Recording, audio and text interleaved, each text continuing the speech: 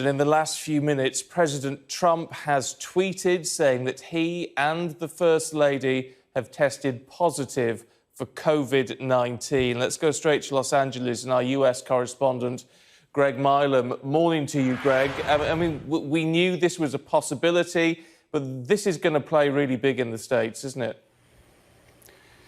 Yeah, it is. I mean, this is a tweet 5 to 1 in the morning in Washington, and that tweet from the president saying we will get through this together. But you're right, it's been coming in the last couple of hours, and I can take you through what happened. Excuse me. Hope Hicks, who's one of the closest, if not the closest advisor to Donald Trump, was confirmed a few hours ago as having tested positive for COVID-19. Now, she has been travelling with the president throughout this week. She was on that trip to Cleveland in Ohio for the presidential debate on Tuesday. She was with him on a trip to a rally in Minnesota on Wednesday. Now, on that trip to Minnesota, she'd had a test. She was found to be negative before travelling. She began to feel unwell on the trip and quarantined on the plane back. She'd been on Air Force One and Marine One with the president. She tested positive when she got back, and that was on Wednesday night. And as a result of that, in the last few hours, the president confirmed that he and the First Lady had been tested for COVID-19. They were, in his words, beginning the quarantine process, and they expected the result in the next few hours. And that result is what we've just got back in the last few minutes. What's interesting is that the White House knew that Hope Hicks was positive on Wednesday night, Washington time.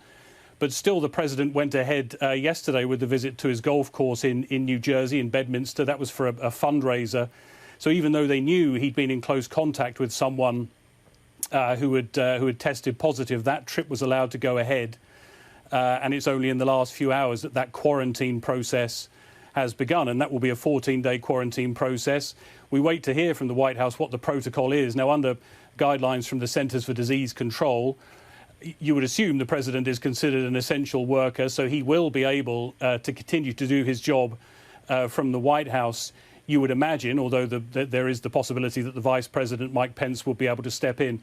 But all of this, of course, in an election campaign, an events planned for the next few days and weeks as he seeks re-election. This is a real bombshell from a man, of course, who has always downplayed his own vulnerability to this virus. Yeah, I mean, and of course, this is going to bring back all the things that he said right at the beginning of all of this, isn't it? I mean, even down to him claiming at one point that this was all just a hoax. I mean, in terms of the presidential campaigning and what the Democrats and those Republicans who are against Trump are going to say, I mean, this gives them almost an open goal, doesn't it? Yeah, I mean, you go back to the very beginning, and of course, in the presidential debate earlier this week, Joe Biden made a great play of the fact that Donald Trump early on had said this would disappear like a miracle. He mocked the fact that Donald Trump had talked about injecting bleach, although Donald Trump said he was being sarcastic. Of course, hydroxychloroquine, the president said he had taken a course of that to make sure that he didn't get the virus himself. And yet here we are, like his ally in Brazil, who had downplayed the risks, but then was tested positive. It's happened. And Donald Trump, as I say, has downplayed his own vulnerability. He very rarely wears a mask himself. As we know, he carries one. He showed it on the debate stage, but he very rarely wears that mask. Some of those around him do. Those who come into close proximity in the White House are tested every day. But we see the pictures of him travelling, and certainly to the debate earlier this week, not all of them wearing masks. And he's continued to hold those rallies. And that one in Minnesota this week is an example. Thousands of people packed together in those rallies. Not many of them are wearing masks. A lot of them will tell you they don't believe that the virus is a great risk to them. Otherwise, they wouldn't be happy to jam together in those events without masks.